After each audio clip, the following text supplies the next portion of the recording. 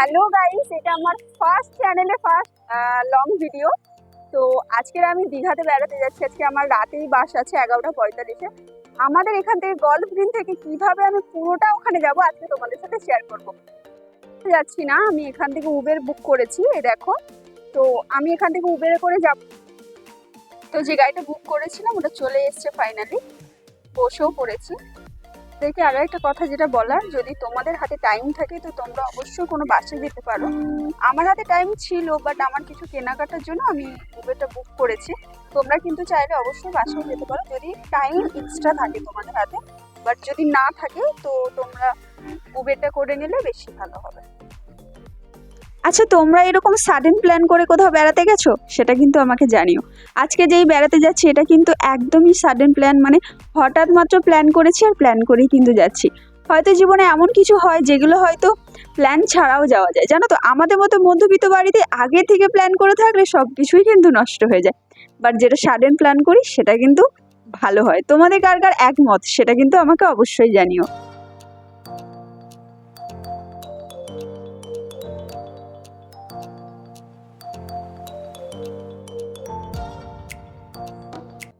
তো আমি ফাইনালি চলে এসেছি ধর্মতলাতে। এখন আমরা বাসের কাছে যাব। আমাদের বাসের নামটাও খুব সুন্দর, পরমেশ্বর। তো ওখানে বুক করা আছে, ওখানে যাচ্ছি। একটু তাড়াতাড়ি যাচ্ছি, কেননা এটা না একটু টাইমিং এ কিছুটা ডিফারেন্স ছিল। তো 11:45 ছিল, ওটা এখন দেখছি 11:59 হচ্ছে। তো তার জন্য জিজ্ঞাসা করবো বলে আগেই ওখানে যাচ্ছি। তারপরে যা কাজ করা আছে তারপরে পরে করবো। কন্টিনিউ দেখতে থাকো তোমরা। একটু আনন্দ আর একটু টেনশন নিয়েই কিন্তু যাচ্ছি। এবার জানি না, হয়তো হঠাৎ করে ওনারা বলবে যে না আজকের কোনো দীঘাতে বাসই যাবে না, পুরো বাসই ক্যান্সেল। না, আমি কিন্তু খুবই কষ্ট পাবো। তো তার জন্য একটু তাড়াহুড়ো করে হেঁটে যাচ্ছি যে আগে ওটা জানতে হবে। যদি হ্যাঁ চলো একদম কনফার্ম, তাহলে আমি তো ভীষণ খুশি হয়ে যাব।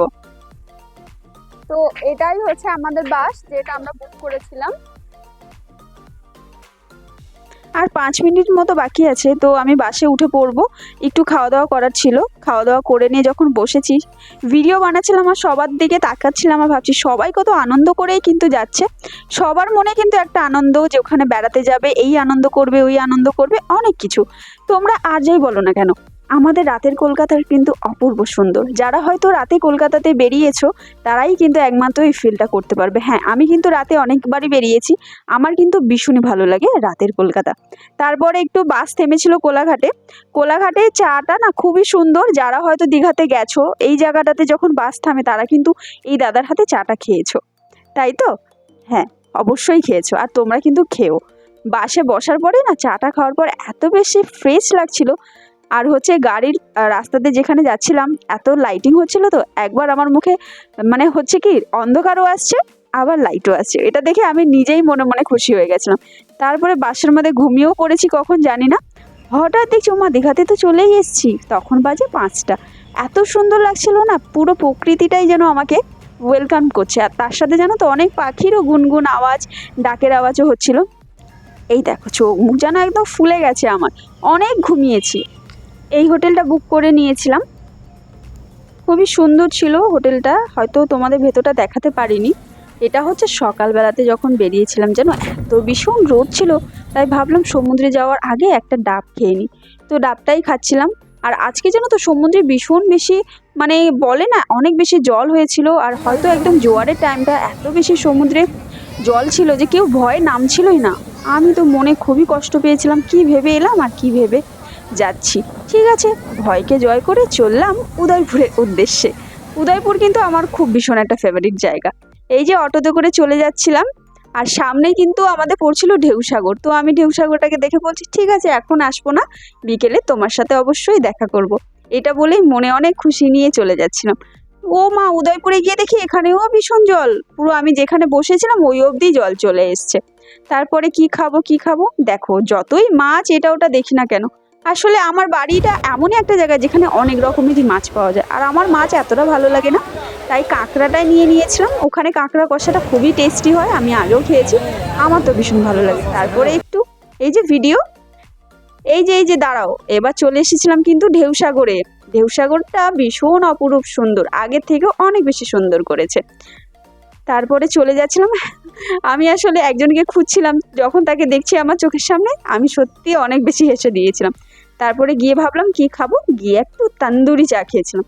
এটা ভীষণ সুন্দর ছিল, সিরিয়াসলি বলছি খুবই সুন্দর ছিল। রিজনেবল প্রাইসের মধ্যে ছিল, মাত্র 30 টাকা, বাট খেতে অনেক বেশি টেস্টি ছিল। তারপরে কি খাবো, অনেক কিছুই খাবার ছিল, বাট এটা ওটা খেতে চাইছিলাম না। তারপরে খেয়েছিলাম একটু ফুচকা।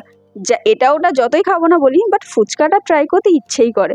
তারপরে যখন নিউ দীঘাতে এলাম দেখলাম বাস্কিন রবিন্স, ওই যে নিজের একটা কিছু কাছের ব্র্যান্ড দেখতে পেলে যেটা খেতে ইচ্ছে করে। তারপরে আমি এসেছিলাম এখানটাতে, এই যে বন্দুক মারতে। এই যে কাকুটা আমাকে একদম ট্রেনিং দিচ্ছিল যে এখানে তাকাও, ওইখানে তাকাও, এইখানে তাকাও। বাট জানো তো, উনি যখন আমাকে ট্রেনিংটা দিচ্ছিল, আমি অ্যাকচুয়ালি আগে কোনোদিনও একটাও বেলুন ফাটাতে পারতাম না, কিন্তু ওনার ট্রেনিংয়ে কিন্তু আমি তারপরে 4টে মেরেছিলাম, 4টেই কিন্তু ফাটাতে পেরেছি। তোমরা শুধু দেখো, এই যে ট্রেনিংটা ভীষণই দরকার কিন্তু সবার। আর থ্যাংক ইউ সবাইকে যারা এতক্ষণ আমার ভিডিওটা দেখেছো, আমার সাথে ছিলে। যদি কোনো ভুল ত্রুটি করে থাকি এই ভিডিওর মধ্যে, অবশ্যই কিন্তু সেটা ক্ষমা প্রার্থীতে দেখবে। আমি চেষ্টা করব আরও সুন্দর সুন্দর ভিডিও তোমাদের সামনে নিয়ে আসতে। আর আরও একবার বলি, সবাইকে ধন্যবাদ, টাটা, আর থ্যাঙ্কস ফর ওয়াচিং।